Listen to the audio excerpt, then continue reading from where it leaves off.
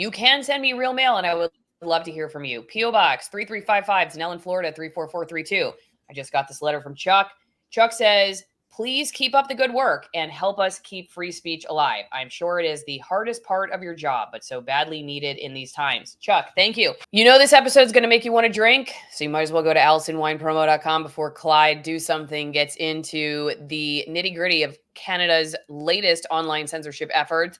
We're switching the wine over to an actual club now. So instead of just getting whatever wine you want, the extremist altitude wines, and drink it by yourself, now you can get extremist altitude wines to drink with the rest of us. And we're all going to drink the same wines because you're going to get a shipment of 6 wines every 3 months.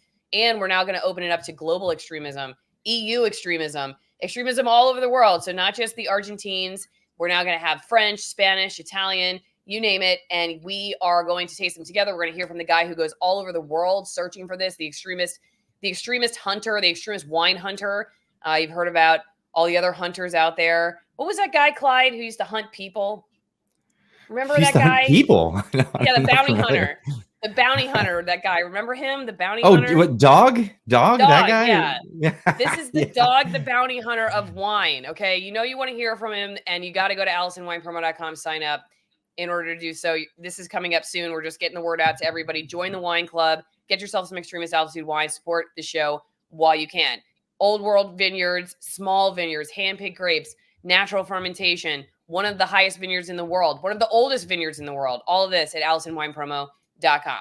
All right, Clyde Do Something, my favorite Canadian field reporter for the Allison Morrow Show, is here today to talk to us. Don't forget to support Clyde and follow all of his amazing work about Canada's descent into tyranny at Clyde Do Something on YouTube. He's also on Twitter, a great follow.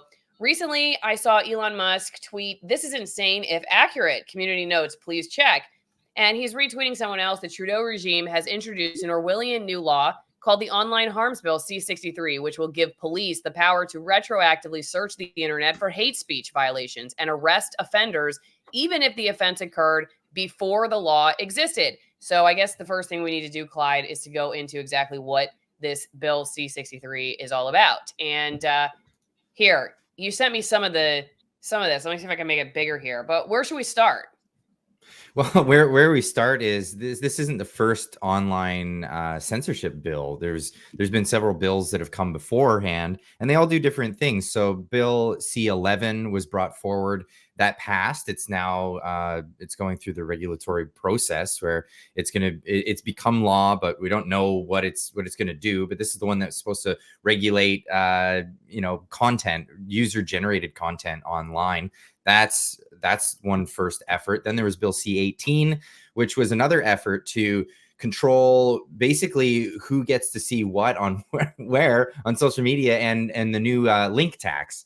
And that was the one where they were going after big players and say you have to pay us if you put Canadian news on the internet on your website. And so Meta immediately just said, okay, well, we're blocking Canadian news. For Canadian viewers, you can see Canadian news elsewhere, but not in Canada on places like Meta. And it looks like it may move forward. There's a $100 million payola from Google so that they can just continue to show links on their search engine. It's gotten ridiculous. Now, this is the third effort. This is the newest effort. This new Online Harms Act, and this one's supposed to they're bringing it forward, saying, well, we're going to save the children. This is all about the children, right? There's people who are being exploited on the internet, and this is what we're aiming for. But no, it goes into so much more, and it goes into amending the criminal code in Canada, basically adding new lines of amendments to the criminal code, saying, well, we can jail you up to life imprisonment for things that you say on the internet. Now, of course, nobody's gonna come to the aid of somebody who's advocating for genocide, but this is what's in the bill. So in the criminal code, the amendment to the act, it shows that advocating for genocide, each person, this is 318 of the bill, every person who advocates or promotes genocide is guilty of an indictable offense and liable to imprisonment for life. Absolutely insane new provision. Now, again, nobody's coming to the aid of people who are advocating for this, but this is but Clyde, as we've talked about over the years with these terms, what does it even mean to advocate for genocide? And that's something obviously that's at the forefront of debate right now as people are protesting what's happening with Israel. And some people will say that's humanitarian protesting. Other people say it's advocating for genocide. And it's like one man, you know what I mean? It's like one man's definition is not the other man's definition. And so who gets to determine the rules of the game? And I think that's why this all gets very concerning too, is not just, I mean, it's like who gets to decide what it even means to advocate for something anyway. Well, that's it. Like one man's freedom fighter is another man's terrorist. And that's exactly it. So it's arbitrary in nature to suggest that somebody's going to be able to come up with these definitions or give credence to the definition of these things. Now, in the bill also, it talks about hate crimes, and it tries to define that. And in the definition, I give you a slide there. It says hate crime, an offense motivated by hatred. Everyone who commits an offense under the act of any other act of parliament, if the commission of the offense is motivated by hatred based on race, national or ethnic origin, language, color, religion, sex, age, mental or physical disability, sexual orientation, or gender identity or expression, is guilty of an offense indictable and liable to imprisonment for life. This is insane. This is absolutely insane. And this is essentially saying mean words about people on the internet. This is really what it's coming down to. And then there's provisions in the bill to make this retroactive. So things that you've said before this bill even came about or becomes law, if this bill becomes law, they can go after people for things that they said retroactively. It's really egregious. Now, it goes even further to the idea of punishing somebody who hasn't even committed an offense yet. And this is where the bill further goes into the fear of hate, propaganda, offense, or hate crime, where they say a person may, with the Attorney General's consent, lay an information before a provincial court judge if the person fears on reasonable grounds that another person will commit. And it says with the offense under 318 of the subsection. Now, they're actually in this going into thought crime, but also pre-thought crime. So if they think that you may in the future say something that could be perceived as hateful towards a group or individual, they can, well, it's written out here in the provisions. They can put you under house arrest, including wearing an ankle monitor device. It goes on further to say that they can put weapons prohibitions on you. So they can take away your guns or any other property. They could take it away from you and put you under house arrest. This is insane. Okay. You think it's going to pass? Well, that's the difficult thing to predict, because Bill C-18 passed, Bill C-11 passed, and they were also ridiculous bills. Now they went to the Senate and they tried to bring some amendments to it, change some of the language in it, but largely those bills passed for what they were, and they're awful.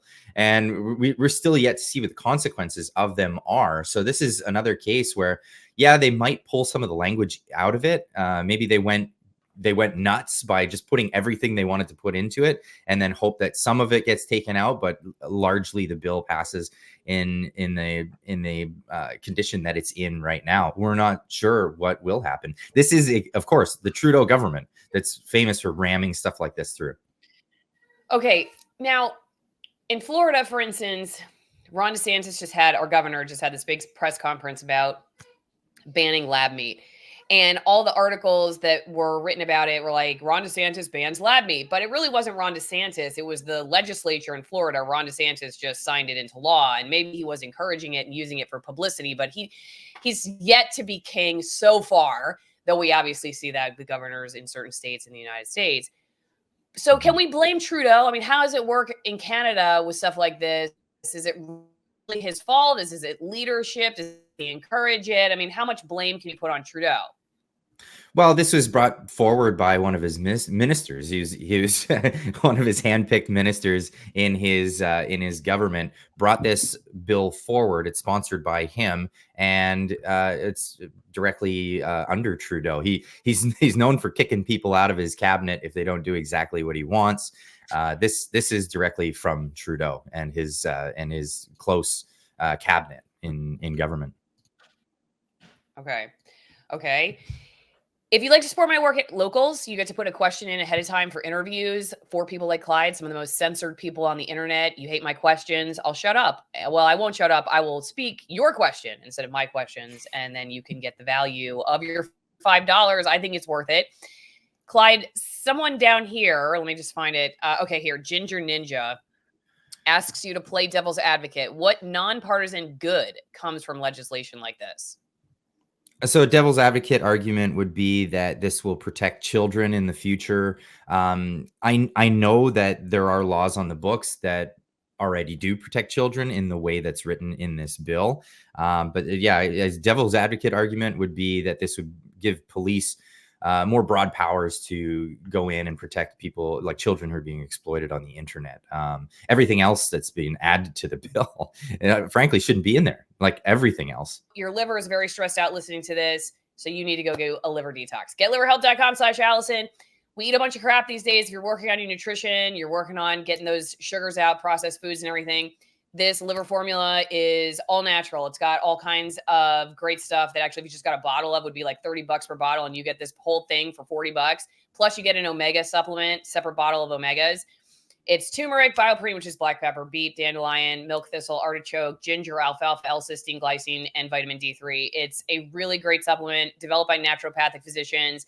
And if you're somebody who deals with chronic fatigue, fibromyalgia, leaky gut, all kinds of stuff, this can be a really great boost while you're working on nutrition. Obviously, that's what is most important. It's a great way to support the show. GetLiverHelp.com/Allison. Okay, Clyde. So yeah, big question. Why does anybody still live in Canada?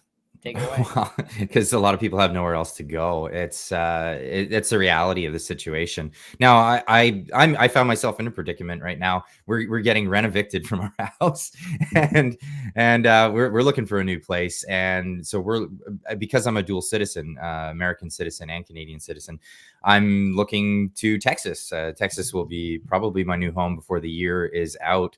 And you know, this will be the reason I'll still be able to talk about Canadian news, things that are happening in Canada, and bring this story to the people in Canada. I'll be able to do it from Texas. That's the irony of this whole situation with the online censorship that's happening. Canadians are going to have to turn to other countries to hear about what's happening in their own. Unless they just want to tune into the propaganda machine.